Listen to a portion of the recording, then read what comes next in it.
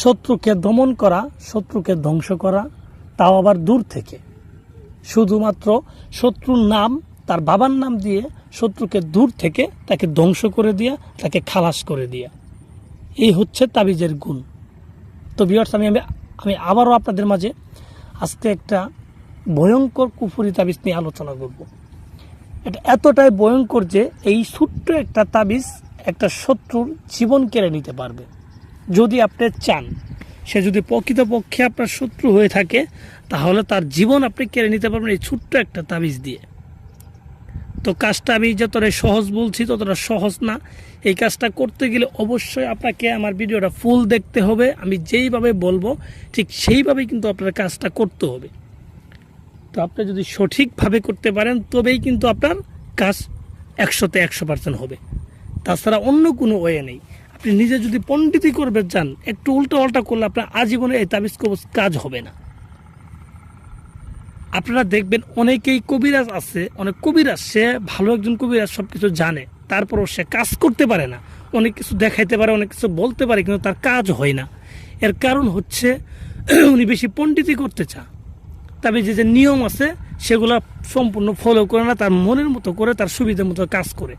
তো তাদেরকে বলছি, আপনারা যদি আজীবন নিজের সুবিধা মতো কাজ করতে চান, তাহলে আজীবন আপনার কাজ হবে না।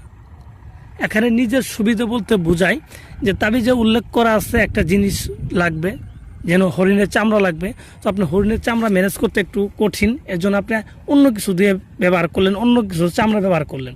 আপনার আজীবনে কাজ হবে না, আপনার পরিশ্রম বৃথা, আপনার টাকা পয়সা সব বৃথা। তাই জন্য বলবো, যে কোনো তাবিজ করার আগে তাবিজের ভেতরে যা বলবে, যাই দিয়ে তাবিজ লিখতে বলবে, যেভাবেই হোক এগুলো ম্যানেজ করে ওইগুলা দিয়ে লিখবেন। আলাদাভাবে পণ্ডিতি করতে গেলে আজীবনও কখনো তাবিজ কবজে কাজ হবে না, এটা আমি গ্যারান্টি দিয়ে দিলাম। এটা গুরু হিসেবে বললাম না, আপনাদের ভাই হিসেবেই বললাম। যারা আমার কবিরাজ ভাই আছেন, আজীবন কাজ করেন, কাজ হয় না, তাদেরকে বলছি তাবিজের সঠিক নিয়ম ফলো করেন, কাজ হবে 100-তে 100।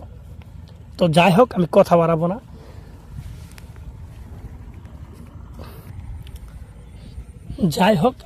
বাড়াবো না। কিভাবে আপনারা এটা করলে 100-তে 100% কাজ হবে সেটাই আমি বলে দিচ্ছি। আপনারা আমার নিয়মটা ফলো করেন। তো যারা প্রকৃতপক্ষে বিপদগ্রস্ত আছেন, যারা প্রকৃতপক্ষে এটা করতে চান, তাদেরকে বলছি, যারা অসহায় হয়ে করতে চান তাদেরকে বলছি আমার ভিডিওটা ফুল দেখেন, আমার কথাগুলো শুনেন। প্রথমত তাবিজের ছকটা ভালোভাবে বুঝেন, কোন জায়গায় কি লেখা আছে। বোঝার পর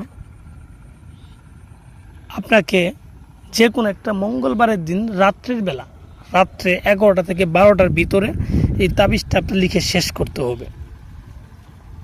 11টা থেকে 12টার ভিতরে তাবিজটা লিখে শেষ করতে হবে। এর জন্য যাইতে হবে যে কোনো একটা কবরস্থানে গিয়ে আপনি যে কোনো এক কোণে একটা আসন সাজাবেন, কালো কাপড় বিছাইয়া, সামনে আগরবাতি মোমবাতি এগুলো ধরাই নেবেন। ধরাই নেওয়ার পর আপনার যে তাবিজটা আছে সেই তাবিজটাকে আপনার বুস পাতার উপর অঙ্কন করবেন, মেশক জাফরান এর সাথে গোচুনা মিশ্রিত করি, গোচুনার সাথে মেশক জাফরান মিশ্রিত করে কালিতে রূপান্তর করবেন। সেইটা দিয়ে আপনি বুস পাতার উপরে 2টা তাবিজ অঙ্কন করবেন। আমি যেভাবে দেখাইছি ঠিক সেইভাবে আপনারা 2টা তাবিজ অঙ্কন করবেন।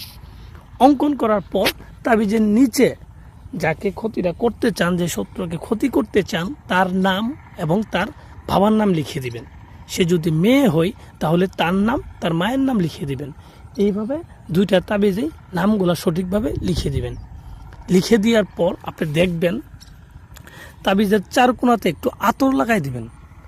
আতর লাগানোর পর 2টা তাবিজকে 2টা লোহার মাদুলিতে ভরে ফেলবেন। 2টা লোহার মাদুলিতে ভরার পর একটা তাবিজকে আপনি একটা জ্যান্ত শিং মাছের মাথায় বেঁধে দিবেন। জ্যান্ত শিং মাছের মাথায় বেঁধে দিয়ে সেটাকে নদীতে ছেড়ে দিবেন। আরেকটা তাবিজ যে আপনার কাছে থাকবে, সেই তাবিজটাকে আপনি যে কোনো একটা কুকুরও গলায় বেঁধে দিবেন। কুকুরও গলায় বাঁধবেন, এবং সে শত্রু যদি মেয়ে হয় তাহলে মাদি কুকুরও গলায় বাঁধবেন, আর শত্রু যদি ছেলে হয় তাহলে ছেলে কুকুরও গলায় বাঁধবেন। এইভাবে আপনাকে 2টা তাবিজের কাজ সম্পূর্ণ করবেন। করার পর আপনারা কোনো কিছু করতে হবে না, শুধু অপেক্ষা করবেন মাত্র 3টা দিনের জন্য। এই 3 দিনের ভিতরে আশা করি আপনার কাঙ্ক্ষিত ফলাফল আপনি পেয়ে যাবেন এবং যা আশা করবেন তার থেকে বেশি কিছু পেয়ে যাবেন। তো ভিউয়ার্স, আশা করি বুঝতে পারতেছেন, আর যেখানে বুঝেন নাই অবশ্যই কমেন্ট বক্সে দিবেন।